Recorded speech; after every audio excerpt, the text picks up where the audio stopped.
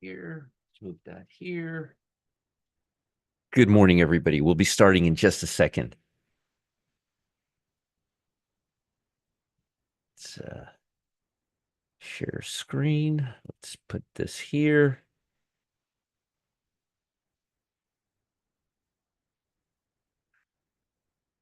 There we go. Perfect.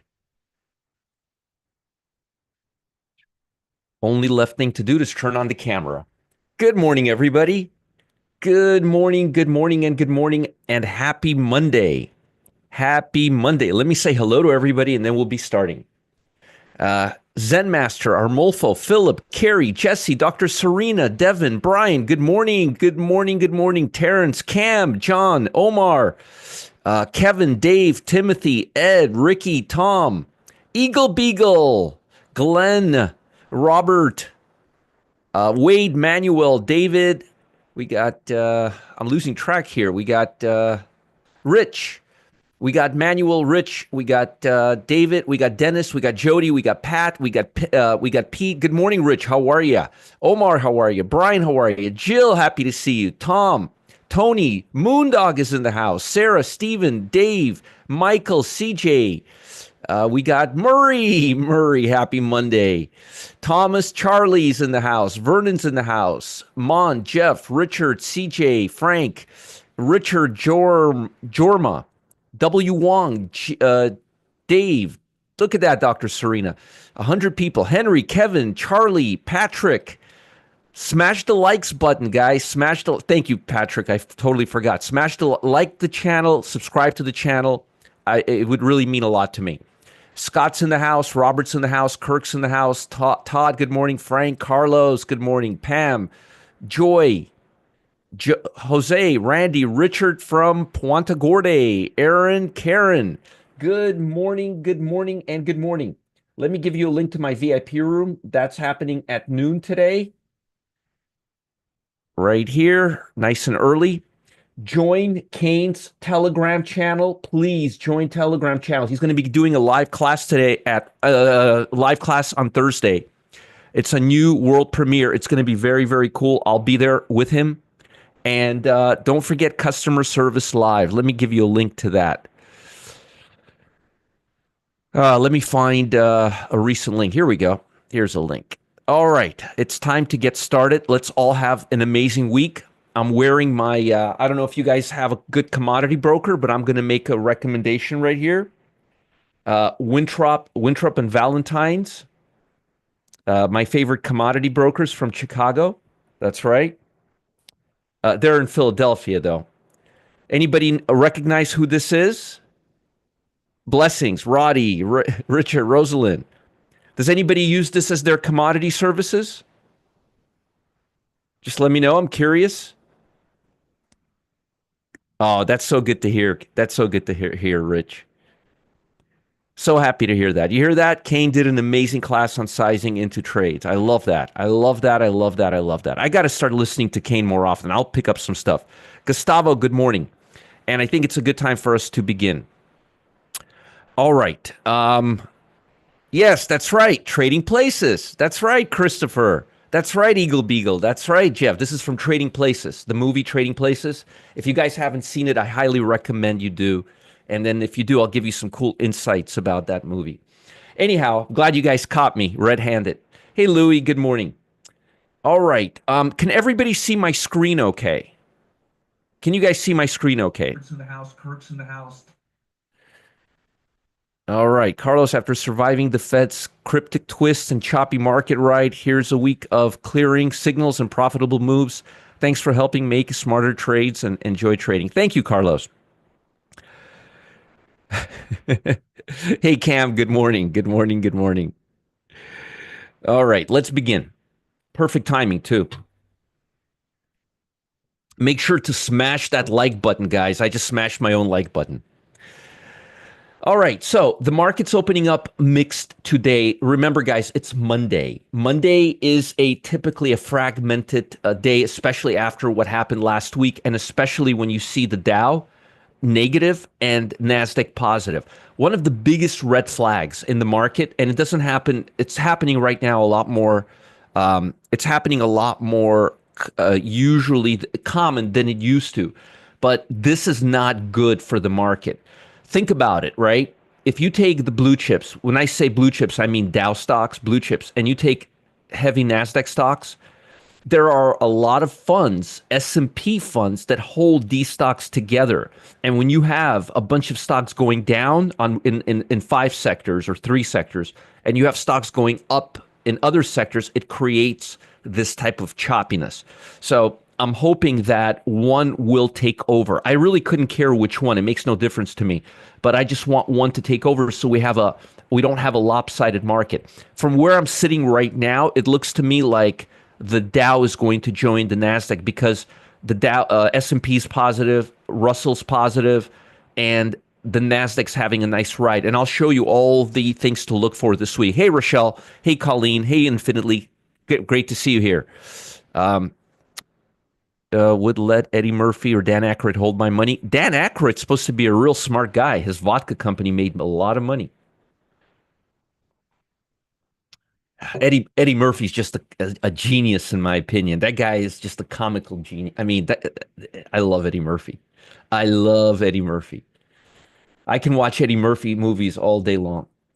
All right. So just be careful that we're seeing this in the morning. And if you see this throughout the day, you're going to say to yourself, hey, Roger explained to me that I got to be extra careful. Okay. I got to be extra careful here.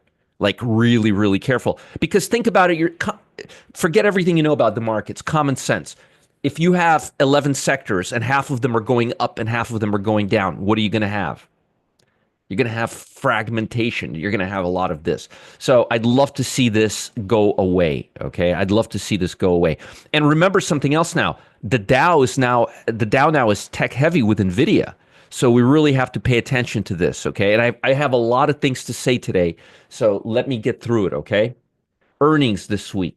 Earnings this week. Well, you got Walmart tomorrow and Lowe's. Walmart and Lowe's together make up a huge percentage of consumer discretionary spending. Yes, consumer discretionary. A lot of folks think it's consumer staples. And yes, there is a gray area between consumer staples and consumer discretionary, but these are considered consumer discretionary stocks because they sell more consumer discretionary than they do consumer staples. And consumer staples people are going to buy regardless. That's just a matter of how much they're going to pay. Home building, Lowe's, big for home building, very big influence for home builders. A lot of people buy when they buy a new home. For example, right now I'm looking to buy a condo as an investment opportunity in this area, or not a condo, townhouse. And right across the street, they just built a Lowe's, and about 5 to 10 miles away, they're building a Home Depot. I'm talking about World Golf Village. I love that area. I think that area. I've been talking that area up for a long time. It's about 20 miles from my house. My daughter goes there to ride horses every weekend. But whenever you see them building a Lowe's or a Home Depot, that usually means that they did a huge amount of research in the area. But I don't want to get into specifics. The point is, thank you, Dr. Serena. The point is, the point is that Lowe's and Walmart are big steps to consumer discretionary. And if you don't think these two stocks are going to be very material to blue chips tomorrow, well, they will. They will. So folks, and as far as I'm concerned, today is more of a Friday. I treat Mondays like Fridays. I treat Fridays like Thursdays. Okay. So to me, the week really starts. For most people, it's Monday through Friday. My week is usually Tuesday through the market week is usually Tuesday through Tuesday. Okay, so that's usually when it starts Tuesday and goes through Monday till the next Tuesday. Why? Because Mondays just don't tend to be amazing days. Yeah, I'm going to give it right now. Just bear with me. I haven't talked about it yet. Hold on a second, Stacy. Um, could you please address the Amazon trade from last Friday? Which Amazon trade from last Friday, Rice? Where was the Amazon trade from last Friday? Tell me, Rice, where was the Amazon trade last Friday? Wednesday. If you address that to me, I'll answer your question. That's okay. Um, Good morning, Raj. Rice, what Amazon trait from what Friday? What are we talking about? What program, Rice? What program are we talking about?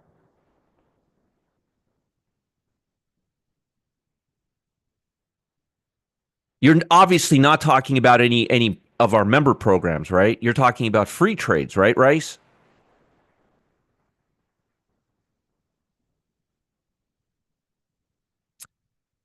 Rice, I'm going to assume you did it by accident. If you do it again, I'm going to kick you out of here faster than you could say, "Who's your daddy?" As a matter of fact, I'm going to bar you right here for a day. I'm going to put you in timeout for you didn't say for what, Rice. So I'm going to put you on timeout for 24 hours. That's it. You're on timeout for 24 hours, Rice. You've been timed out. You've been timed out, my friend. And anybody else who wants to contribute with trades we give in members areas, I'm going to time you out too. Exactly, Darren. Hey, Darren, it's not me. Just people, for some unknown reason, people just can't keep to themselves here. They have this tendency to share. All right, Rice. Rice will never do that again. So Nvidia, we have Nvidia. Let me give you this link. For some reason, people just have a really big a problem controlling themselves. I don't know. It's weird, right? All right. Maybe Rice will remember that for the next 24 hours. All right. So we have Target, which is also huge on consumer discretionary. Target, huge on consumer discretionary. TJ Maxx, very big on consumer discretionary. And folks, it's not because these stocks have a huge market cap. Murray, email? There's a thing called email? Oh my goodness. You mean the one that I give you guys a million times that you guys can use anytime, like this one? Amazing. Amazing. Amazing. Oh, they will, Darren. Once after this week, I'm going to start kicking them out for 2 weeks from their subscription if they do that. It's going to get a lot more fun after this week. Let's continue. I got a lot to talk about today. I'm in no mood for this harmony. I'm just going to kick people out. So we have Nvidia earnings this week, folks. We have Nvidia earnings this week. Okay. Why is Nvidia earnings this week matter? I'll explain why. Yay! We crossed 312 minutes. Please smash the like button. PDD we have, and we have Baidu. Yeah, Murray already emailed me twice today. Murray, did I respond to you both times? I did. I did. It's not like I don't respond, guys, you know? Woo! Yay, Dr. Serena. All right, so big earnings, big theme this week, consumer discretionary and technology. Why? Because you have Nvidia, Snow, Pan W, and Baidu. Thank you, China. But consumer discretionary and technology, okay? Very, very big and very powerful sectors. Why?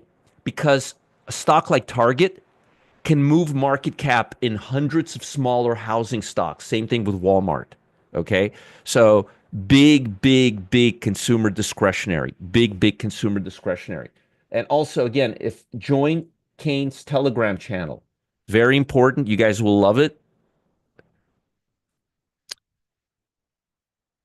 Murray says you are the fastest responder I know. I know. That's why I get so pissed off when people post stuff here they don't need to post. It shows me that they have no self-control. And join me for my VIP room at noon today. Here's the link. Imagine how little self-control they have for trading. There you go. That's customer service live. All right. So, folks, big, big earnings this week. Not necessarily market cap wise, influence on other companies. Okay. Influence on other companies. What about Fed data? Well, I'm going to tell you something else that's not going to help us here. Okay. Yeah, Philip Kane is amazing, and he's gonna be in my VIP room today at noon. Come and join us. It's gonna be fantastic. This is gonna be so. Why? What is so important about this? Remember, I said Walmart. Remember, I said Target. Remember, I said what was the other one? TJ Maxx. Well, let me show you something. One of the biggest problems this week is this whole week. The big theme this week is housing stocks. Yes, please hit the thumbs up button. Housing market index, housing starts, existing home sales. You guys see that?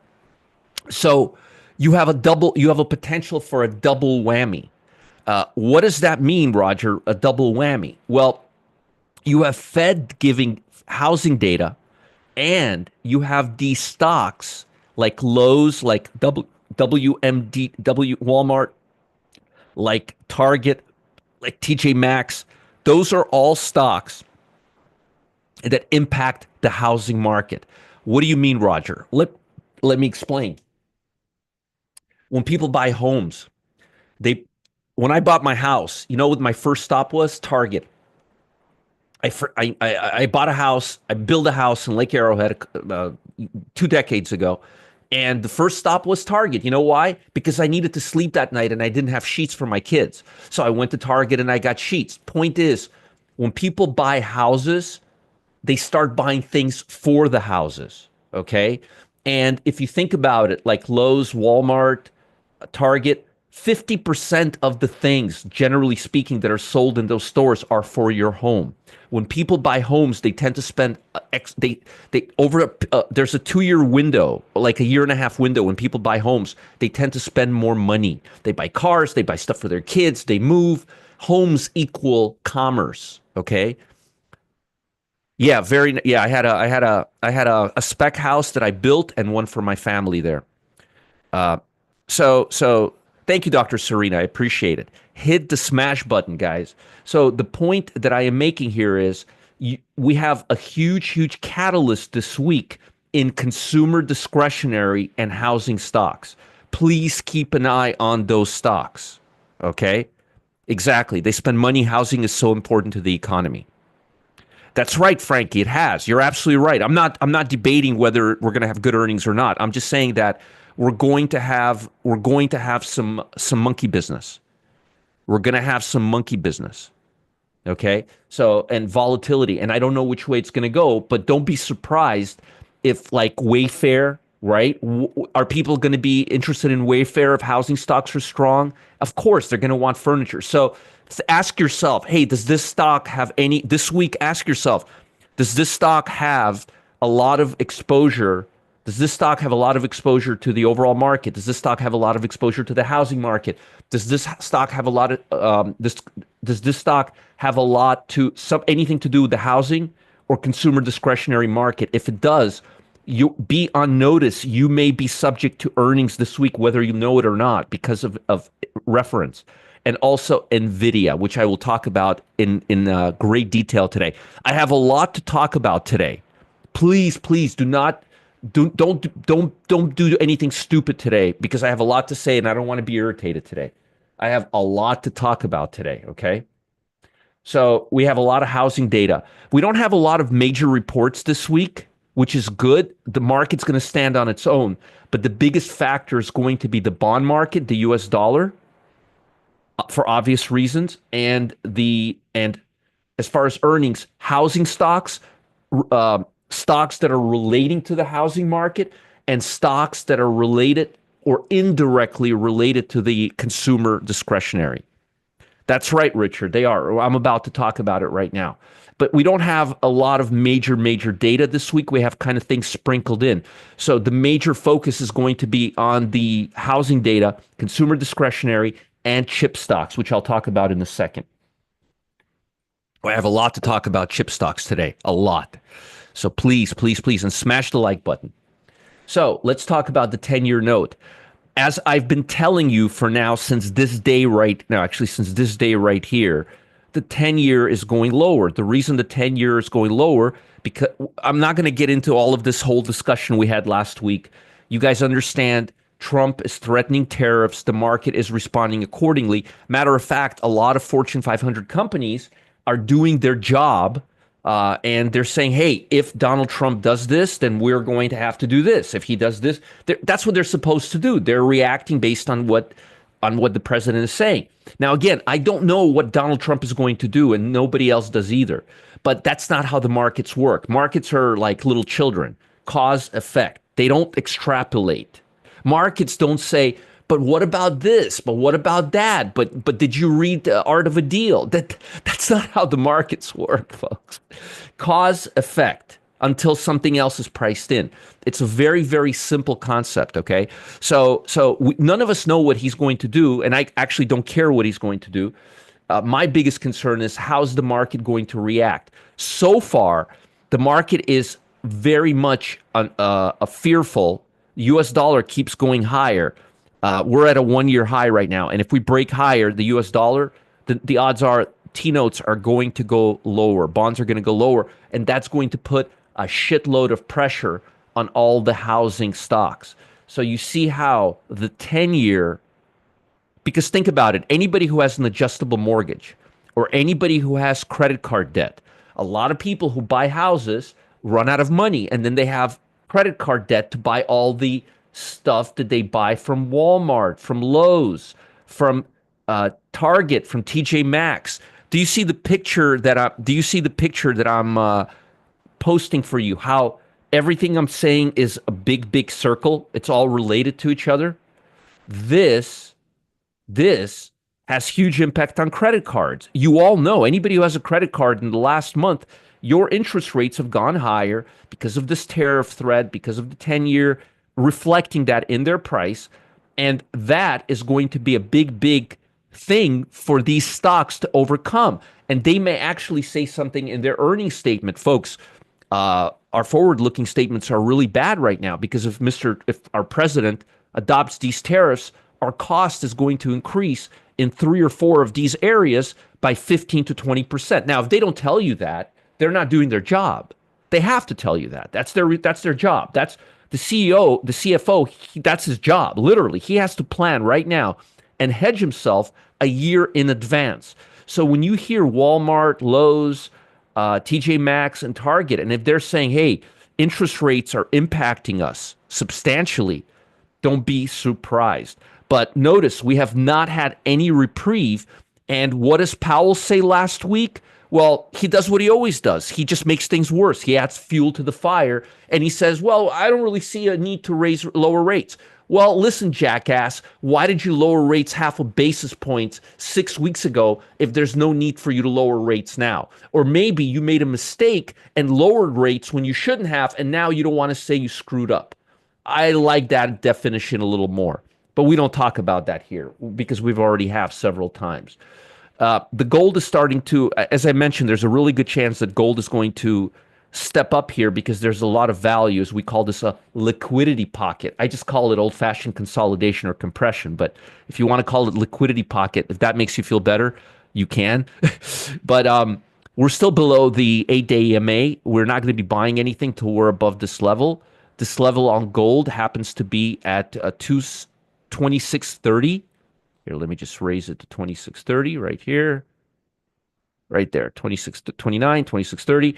We want to be above the A line. And also keep in mind, just because we get above this level, don't get so excited. We still have to overcome the 50-day moving average and the quarter to date VWAP, and I don't see these moving. So if you really want to buy gold, wait till we're above the quarter to date VWAP, or actually wait till we're above this level at 2716. Must be very special to you. You're supporting him a lot. You included him in Trading Pub and you speak wonders of him. He must be quite talented. Yeah, Camilla. Let me explain something to you. Camilla, Kane, here, hold on a second. Hold on. Gross. 1 second. What's the name of PIMCO? History. Okay, I want to show you guys something. This is where Kane is from, for anybody who doesn't know. Kane was a vice president of PIMCO, of this group right here. They have $2 trillion under assets. They have 3,175 employees. Okay. Um, yeah, I would say he worked under Bill Gross. Let me show you Bill Gross. Just so you understand the gravity of who this guy is. Bond King. Bill Gross, founder and world's most renewed and decorated bond manager from 1975 to 2019. Okay. This is the guy who he worked with. $293 billion. Bond King. Bond King. There's books written on this guy. This is who Kane worked with. That's like trading royalty. Okay. So just yeah, he's amazing. To work with to be he was trained by Peter Navarro. Okay. He has the same kind of background as I do. Yes, I'm very, very excited for him. I'm more excited for him than anybody else ever because he's really qualified and he's really good. And also I've had a chance to be with him and a group of people in a class setting, and I've seen how fast and how smart he is and how he picks up everything like this. And Murray was there. Murray will tell you that everything I'm saying is 100% true. He made quite an impression on Kane, on everybody there, and we had people there who were MIT grads. So yes, I'm very bullish on Kane. So again, U.S. dollar higher. We may get a little pullback here, but I'm going to be honest with you. If the U.S. dollar stays up here, and if the bond market continues going down, gold is going to pull back up here and probably come back down. Which is why I don't want you to take. Which is why he's a financial. He's a bond. He's a Eagle Beagle. Just email me if you didn't get it. He's got every qualification: Series 7, Series 3, 63, all of that stuff. Yes, yes. He's going to be in my VIP room today at noon. Here is the link. Yes, I am extremely bullish on Kane. Kane is the only guy who I would let manage my positions if I went on vacation. If that doesn't tell you everything, I don't know what else does. All right. Yeah. Yeah. I did it for you. I didn't do it for myself. So again, my suggestion would be to wait till we're at this area because the odds are if the US dollar is still strong, we're going to come off. Energies. Well, what are energies doing? They're back down here. What do I say? Only sell short energy stocks unless there's an energy stock making an all-time high. If you do see an energy stock making an all-time high or near all-time highs, the odds are it's not a crude oil stock. And if it's not a crude oil stock, then crude oil prices don't really matter much. What does that mean, Roger? What that means is if you see a natural gas stock that's making breaking out or a midstream stock that has something to do with moving energy prices, it's okay to buy. Okay. By the way, there's a new show that just came out last night about it's called Landman. It's about the energy business. It's Sheridan. It's on Paramount Plus with Billy Bob Thornton. Highly, highly, highly recommend you guys watch it. There were like 15 examples that I wanted to give you from that show yesterday. I'm not going to do it now because I don't have time, but maybe I'll talk about it in the VIP room. If you guys haven't watched it yet, you will love it. Landman. About it's like Yellowstone about energy market. John Hamm, Billy Bob Thornton, all-star cast. Wasn't it great, Rochelle? Wasn't it awesome? Landman. All right, here's Kane's Telegram channel once again. Don't forget, thumbs up. Don't forget, thumbs up. And here's the link for my VIP room. And Kane is going live on Thursday. And he will be in my VIP room at noon today. Don't miss out. So again, my suggestion is only short energies right now. Only short energies right now because we're below the 50-day and quarter-day VWAP and below all these levels. And generally speaking, folks, when we're below the 200-day, the 100-day, and the 50-day, we only take short positions. Okay. All right. Let's bring everything together and talk about the stock market. I have a lot to talk about today. The beginning was so interesting. The first 15 minutes of that show, I'll tell you what, watch the first 10 minutes of that show and you will be hooked forever. Here, let me write it down. Landman, Paramount plus. There you go. I just wrote it out for you guys. Landman. Okay. All right. Let's put everything together.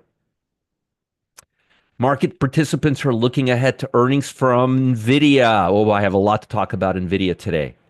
Wall Street's average are making Nasdaq made a 1.5 week low. Blue chips dropped to a 1 week low. We can clearly see the technology is slumping. I warned you all last week that applied materials would be a catalyst. So very much how I am talking about applied materials last week is how I am talking about Walmart and Target and TJ Maxx this week. On its face, Applied Materials is not the top three semiconductor stock, but it's very influential to other chip stocks. Very cool, Rico. You could tell us if the show is in line with how it's amazing show. Amazing show. Murray, you should watch it. You guys will love it. Rich, you should watch it. You guys will love this show. It's fantastic. So again, largest U.S. maker of chip manufacturing equipment provided disappointing revenue. You see, they provide manufacturing for chip makers. So it's kind of like getting bad housing data. If you get bad data from Target, it's like, oh, the housing market is slumping. It's like indirect effect. So a lot of times the company will not have a market cap effect, but it'll be a very insensual impact. And the same thing that happened with AMAT will have the same thing on Walmart, Lowe's, TJ Maxx, and Nvidia this week. Well, Nvidia is just a huge market. That's on its own. So again, Palantir again surged, top percentage gainer. I still like the stock quite a bit. As you guys know, it's been one of my favorite stocks. It's been one of my favorite stocks over the last several weeks. I really like that stock. It's on Paramount Plus. I just wrote it, Curious Cat. And watch what you say here, Curious Cat. I didn't forget about you.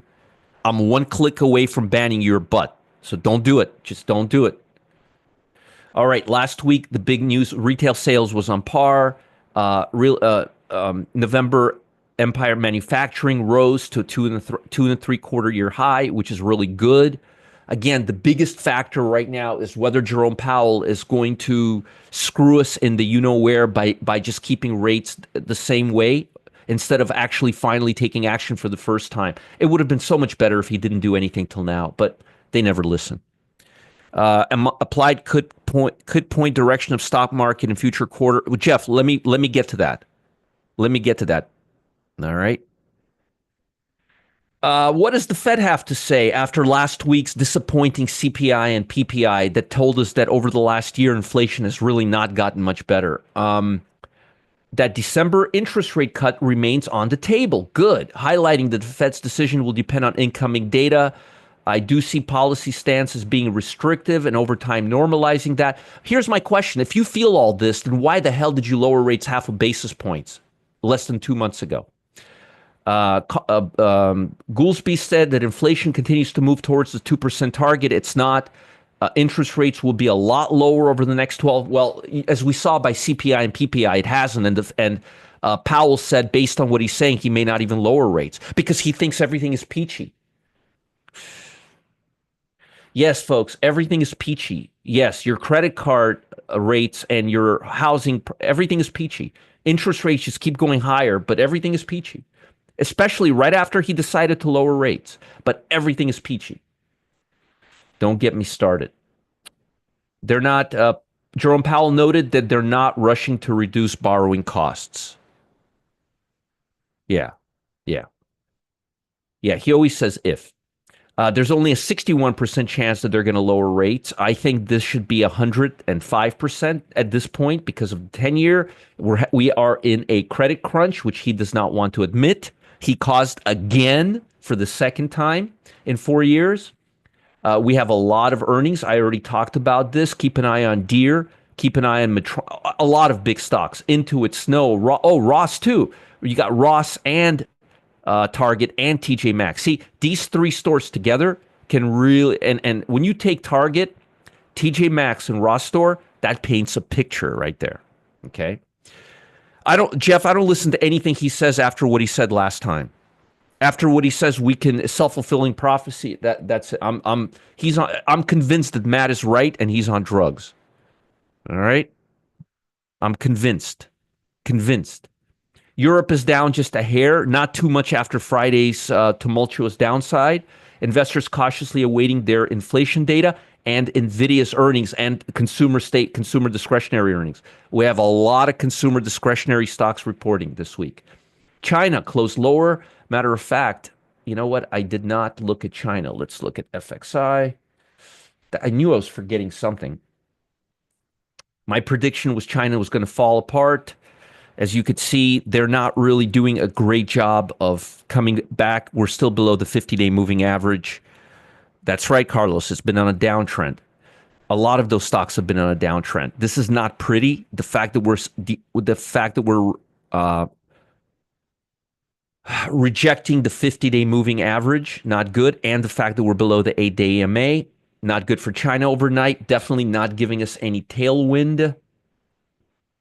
Japan closed lower, tracking Friday's losses on Wall Street. Japanese stocks also came in under pressure from a sharp yen rebound. Pharma and defense stocks led the decline. Yeah, FXI is just choppy. Pre-market, we're going to have a little problem, folks. We're having a little problem. Nvidia fell over 2% in pre-market trading. The information reported the company's Blackwell chips was experiencing overheating. Nice, right ahead of the earnings. And I have a lot to talk about chip stocks in the next 15 minutes, so I hope you guys have your time. Also, Matt has a doctor's appointment, so I will be working from home today. I am not in a hurry. Make sure to hit the like button. Hit the like and the subscribe button.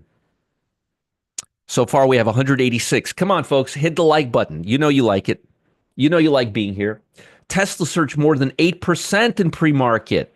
President Donald Trump team will be making a federal framework for self-driving cars, one of transportation department priorities.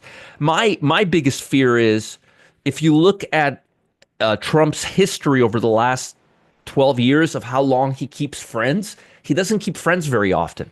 And the reason the stock is going up is because he's best buddies with Trump right now. Okay, so be careful. Be very, very careful. Okay, Trump goes through people like he goes through tissues. Okay, we all know that to be true. It's just a fact, good or bad. So be careful. Be careful. It's very easy for two guys with an ego the size of Manhattan to turn on each other. And no, I'm not saying anything crazy right now. I'm using common sense here.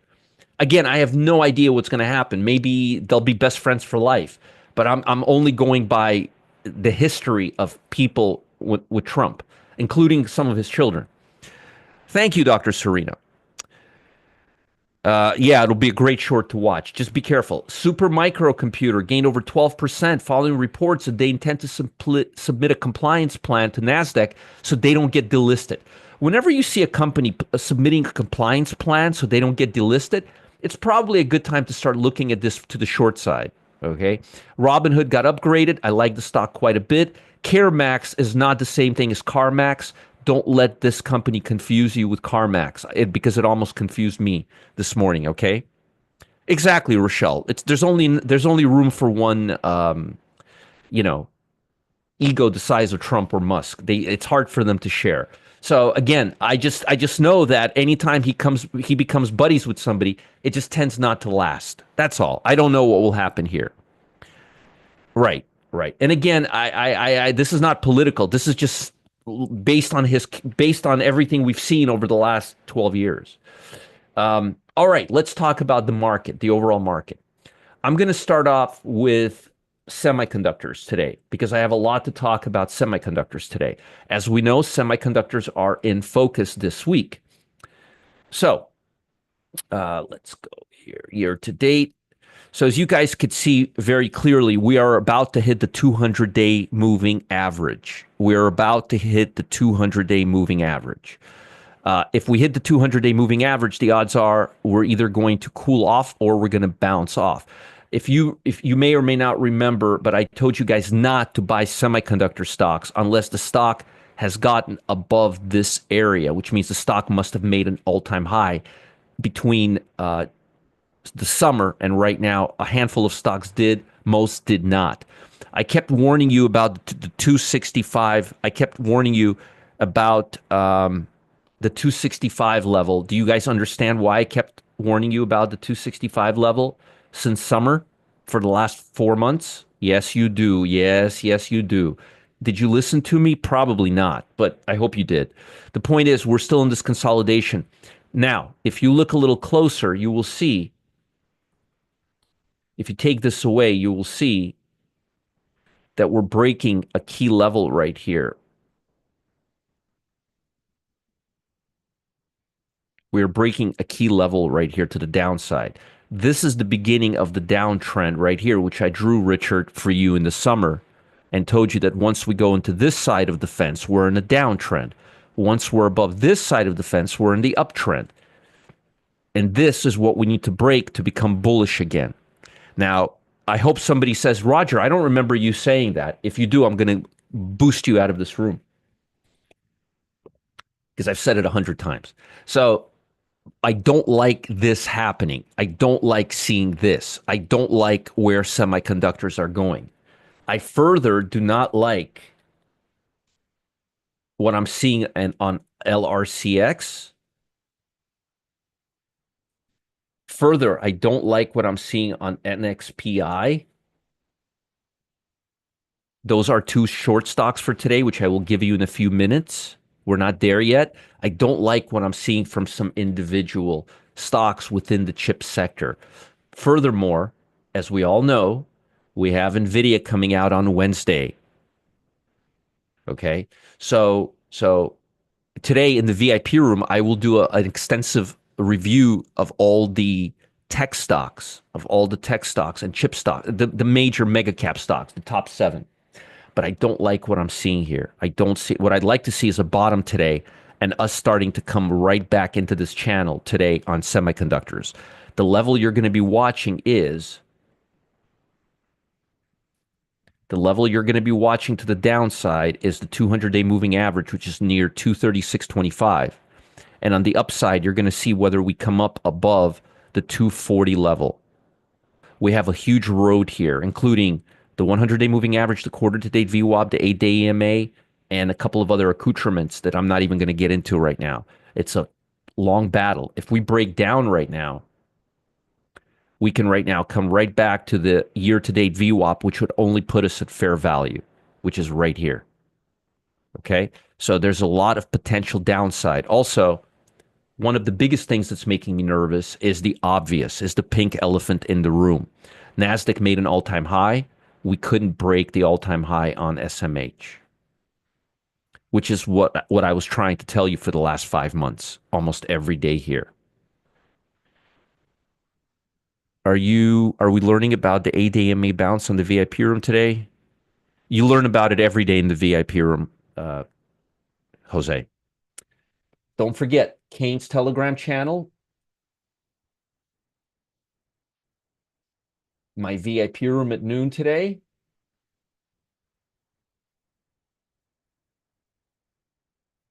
and customer service live.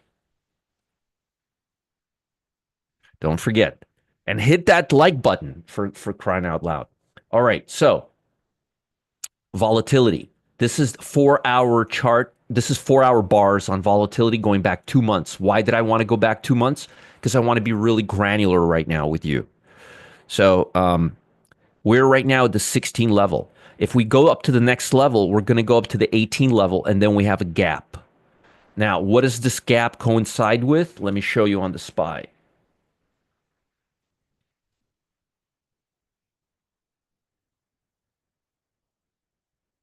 With the fit with this level right here.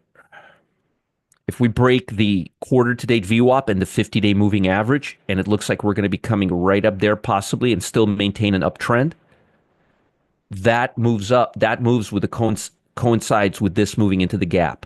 If you see us moving now to the 14 or below 14 level, that coincides with the SPY coming right back up and moving back above the 8-day EMA. The biggest factor you want to look at right now,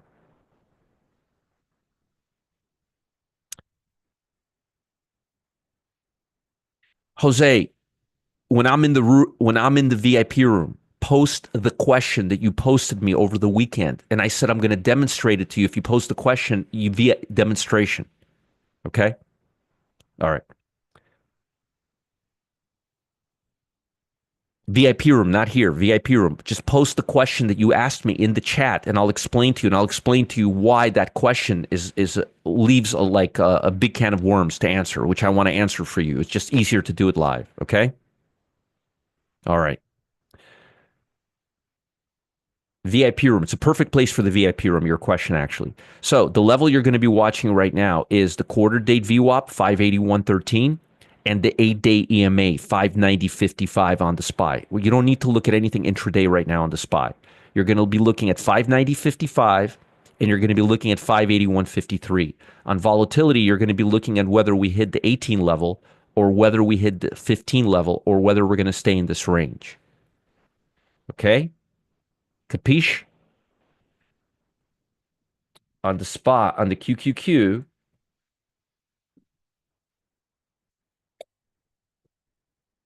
we already touched the quarter to date VWAP and we're bouncing off. The question now is, are we going to take out this high and touch the 8-day EMA at the 504, 504, 505 level? Capiche? Cam, his question was very interesting. His question was the 8-day EMA in relationship to the 50, 100, and the 200. So I just wanted to explain to them that you can't have those three and not have the other one above it. I want to show him the relationship between them. That was the wrinkle in his question. Okay. It wasn't about he wasn't asking about the 8-day EMA. He was asking about the relationship of the 8-day EMA with the 50, 100, and the 200-day moving average, which is a very interesting question. Me too, Rich. So right here we have a gap fill, and we have to get above this level, 504.36, or we're going to go below the low on Friday, which is right at the quarter to date VWAP, which is at the 495 level. If we break the 495 level, we're going to hit the 50-day moving average at the 490 level. Okay? What about the Dow? Notice I'm not going intraday with you on the indices. We don't need to go granular right now. There's nothing. There's noise granular right now. The Dow is in a very, very peculiar position right now. We are at the gap. Attention. We are at the gap. What does that mean? That means if you see the Dow. Oh, my dogs are going crazy right now. God bless them. We're below the 8-day EMA. We're at the gap right now. If we start filling this area, if we go lower than we're at right now, we're at a gap fill all the way till the 422 level. We don't have anything here except three levels of support and the quarter to date VWAP. Now, if we touch the quarter to date VWAP, we will only be in this channel, which would still be a bullish market because we're above the 50-day EMA. You see how much value you guys get when you don't ask me weird questions or don't post trades that we currently have in the members area? So this is a huge, huge problem right now, and we are in the gap. We are in the gap. One of the biggest problems I have with the SPY is this. We are now in the gap. In the gap. You see how we broke the gap? How this area is lower than this? One of the reasons why I didn't liquidate the stock that we currently have in the pit that you are not going to mention here is if you look at this bar on that stock, we didn't break it. We came right to the low of that bar like this, pretending that this wasn't there. Okay? That's one of the reasons why I kept it, and I'll talk about it in the pit today. But again, this is something we have to keep an eye on. Are we going to break the 483.57 area and hit the quarter to date VWAP, or are we going to bounce up here? My bet is we're going to hit this and fill this gap and then come up. Here's what I think is going to happen. I think we're going to fill this gap, come down to here, and then we're going to come back up. That's what I think is going to happen. Do I know whether this is going to happen? I have no idea. I'm speculating, which would mean the Dow would fill this gap, come right back down here, fill this gap, touch the VWAP, and then bounce right back up of it, which means the volatility would spike maybe right up to here and then see how far we fill in the gap on the major indices on the downside. But this gap can coincide with this gap going up and this gap going down. What is going to influence that? these stocks today and the US dollar. And these companies are making adjustments right now in real time and are going to give in their earnings statement, they're going to talk about tariffs because tariffs, Target, hello, tariffs, Walmart, tariffs. Yes, they get a lot of stuff from China, guys. So Baidu, tariffs, tariffs, tariffs, tariffs. You can show us your shirt. I want to know what it says. It's my broker. This is my commodity broker, Camila. I'm advertising my commodity broker. This is my favorite commodity broker in the world. I highly suggest you open up an account with them. Watch the movie Trading Places, Camila.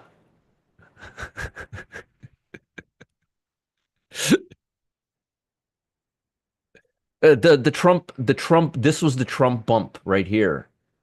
The Trump bump, and I warned you about this last week. I said the market is sentiment. This is the yay, Trump is president. Yay. Oh, what does that mean for all of us? This is the yay, he's president. But what does it all mean for us and for the economy? You see that? This is the excitement and this is the reality setting in. So again, whether we fill this gap is going to be largely dependent on his how he behaves himself this week, the US dollar, the words that come out of his mouth. Maybe he's going to start saying, "Hey, maybe the tariff was a bad idea." I don't know. I mean, I don't know what he's going to say, but Target, TJ Maxx, Walmart, and Lowe's, huge tariff exposure. Huge tariff exposure. Whether it happens or not, it would be completely irresponsible for these companies not to prepare for it in light of what our future president is saying right now. All right. You don't need a commodity broker, Frankie. It's a t-shirt. It's from a movie from 50 years ago. Yes, yes. All right. Russell 2000, let me give you those levels, and then I'll talk about some stocks. Russell, the level on Russell we need to watch is, again, you have the quarter to date VWAP. This level offers very strong support. And then you have the 50-day moving average. So the level you want to watch is 227.57, which happens to be right at this trend line. And then the next level is the quarter to date VWAP at the 225.90 level. And again, please, I don't want, this is not political. I don't really care. I'm just telling you what the less I care, the more objective I am. And I'm really objective, which means I don't really care. I just want a clarity. Clarity, clarity. I don't care. It makes no difference to me. Our job is to make money, not being right about political. This is not a political club. And the Russell 2000 completely gave up the ghost on the post-election rally right here. Like, see, the Russell is already leading. The Russell is leading right now. This is what I'm fearful will happen with the rest of the stocks. You see how the Russell went into the gap and filled it? Look how SPY is already in the gap. One of the reasons why I like the stock we have in the pit is because it's holding on to this area right here. See how this is already in the channel? If this starts breaking and going lower, kaput. Not good. But again, QQQ, I think, is still holding on. Let me check. No, QQQ already filled it and it's already at that level. But again, one of the biggest reasons why we still have the stock in the pit is because it never broke this level. That's very, very important. Yay, we crossed 550, Dr. Serena. All right. I'll be interviewing Kane at 12 Wednesday in Customer Service Live. How could that be when Kane is going to be in my camp? He's going to be in VIP room at noon or 12:30. Just check with Kane, but I think he's going to be in my. He's scheduled to be in the VIP room today and Wednesday, so you may want to schedule with him for tomorrow, unless he's going to come to my room at 12:30. I don't know. All right, let's talk about sectors and fragmentation. The market went down on Friday quite a bit. Did that defragmentize us? What a word, right? Is that a real word? Defragmentize us? I don't even know if that's a word. Financials. I really like financials right now. I don't like energies. Utilities depends on interest rates. Okay.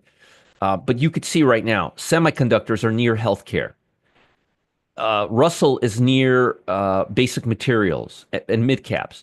The way I'm seeing it right now, defensive stocks are starting to lead defensive energy, utilities, Bitcoin is, believe it or not, this is defensive. Is starting to lead at the expense of other stocks.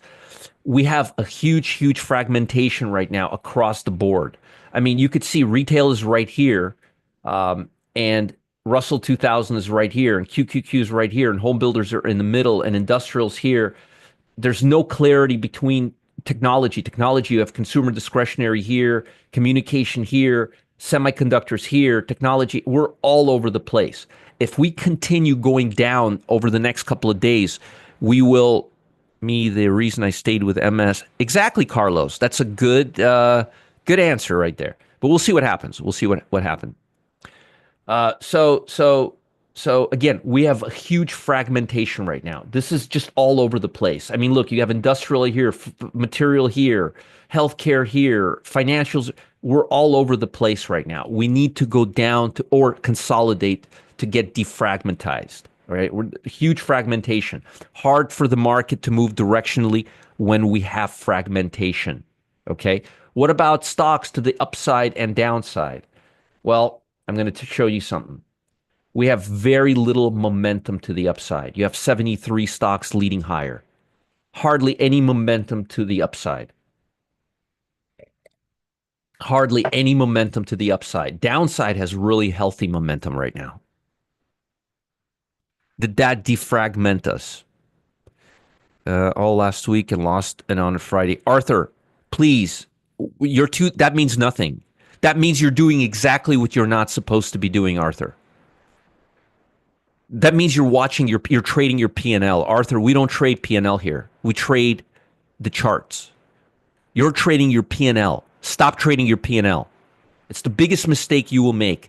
There's about 550 people here who will tell you not to do that. Do not trade your P&L. Your $2,000 means nothing to the market. If you had 1 million shares of whatever you had, you would have lost $5 million. Or if you had one share, which you would have done if you had listened to me, you would have probably lost $5. So that means nothing. How much money you lost means nothing. That means you're trading too big, Arthur. Stop doing what you're doing, Arthur, and start doing what I tell you to do. One share. See, ask Carlos. He'll tell you. Don't do it. Don't trade your P&L. It's like climbing up the Empire State Building and looking down. Don't do that. Don't do that, Carlos. You'll mess up your rhythm. Your all objectivity will go out the window. I know somebody very smart who told me that before. All right, so semiconductor stocks on my chopping block. Stocks. We're doing stocks now, folks. We're doing stocks. See what Patrick says? Don't trade your P&L. Lam Research, one of the biggest semiconductor stocks, breaking down. NXPI, breaking down. What about ASML? How about that one? I'm just curious about this one. This is not a stock that's on my list. I just want to see it. Yep, Carlos. See, Carlos, it never fails, right? We huffed, we puffed, we tried to pretend that we're breaking out, and what happened? Exactly what I told you would happen 2 months ago, Carlos.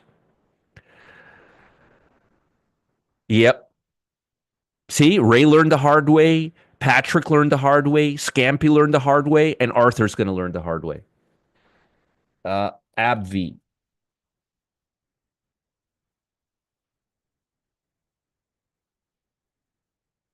Breaking down. CELH. Breaking down. What a breakdown.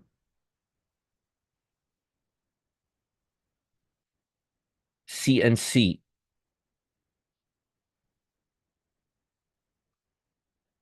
Put my entry right here at 59.15. ACOM. Hey, Greg.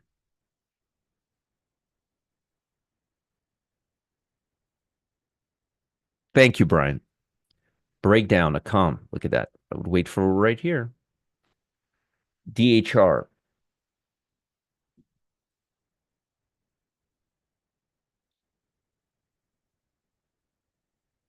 237.71 looks pretty good.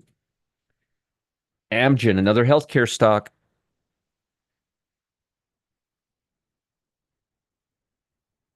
Wait till it gets right here and then sell the hell out of it. Another healthcare stock. You noticing a pattern today? Wait till we're right here and sell it at 410.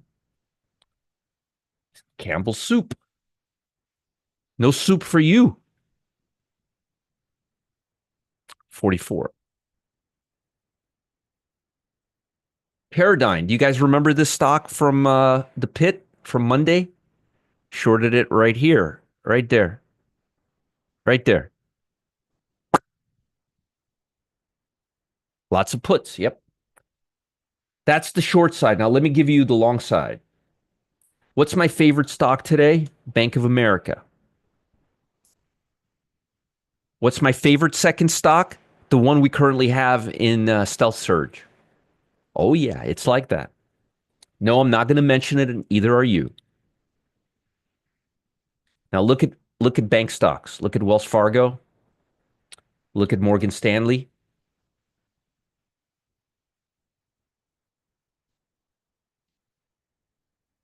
Bank stocks. Victoria still has some secrets, I guess, back left in the closet. FHN. A lot of bank stocks. NTRS. Come on, guys. Smash that bell. Smash that bell. Ring that bell. Thumbs up. Give me a thumbs up. We got 237 people.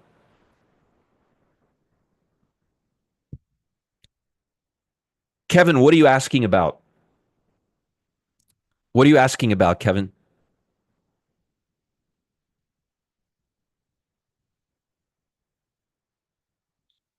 FBTC, Bitcoin Fund. What are you asking about, Kevin? Specifically, what about C? Airline stocks, Alaskan Airline. I've been giving you these stocks for a while. If energy stocks continue going down, UAL, their biggest. Kevin, I know what Citicorp is. What are you asking? You're asking me if it's a good stock? I mean, I literally gave you Morgan Stanley, Bank of America, and Wells Fargo. Isn't that enough? Why Bank of America? Well, let me show you why Bank of America. Daniel's asking me a great question. What is Bank of America doing on Friday? What is Bank of America doing on Friday?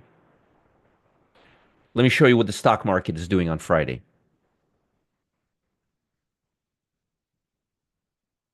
This is today. This is the market on Friday. This is Bank of America on Friday. What's the number one thing I teach you guys? What am I known for? Why is Daniel asking me that question? Regendron, I have plenty of stocks to give you. This is not a let's give Roger the stock and see if he likes it hour. Because it has relative strength, because it has the best relative strength to the market, just like our stock on Friday in Stealth Surge. Right? It has relative strength. What am I known for?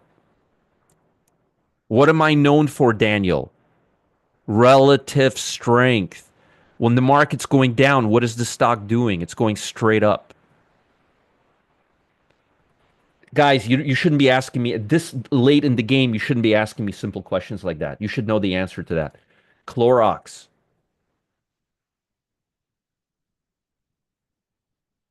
Relative strength. GGG. Guys, when the index goes down, when the NASDAQ went down 400 points and the Dow went up 400 points on Friday, Bank of America was making all-time highs.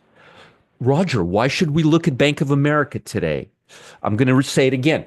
When the Dow was making 400 points down and the NASDAQ was down 500 points, Bank of America was making an all-time high. Roger, why should we be buying Bank of America? If you can't figure out the answer to that question at this point in time, I will not be able to help you make money in the market. Zim, yes, because it's telling the market to go screw itself.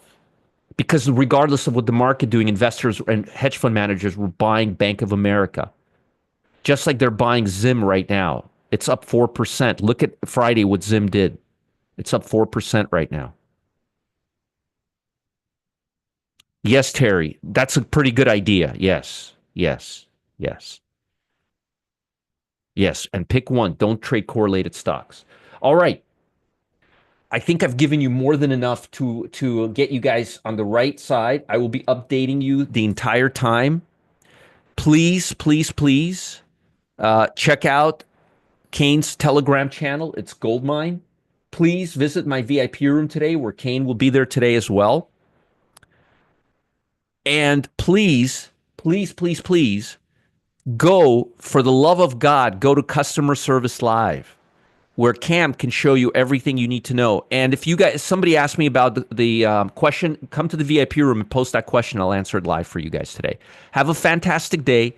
Hit the like button. My email is roger@rogerscott.com. Don't send me customer service questions. Don't send me questions about why a stock is not showing up in your members area. I have nothing to do with that. Those are customer service questions. What I do is focus on the market all day. When you ask me those questions, you take me away from doing a job that you pay me to do. Stop doing that and let me do what I'm being paid for, which is helping you make money in the markets. I don't know customer service answers. I have no idea what they are. I don't talk to them and they don't tell me anything. And when they do, I don't listen. Okay. Have a great day, everybody. We'll see you later. Bye, guys.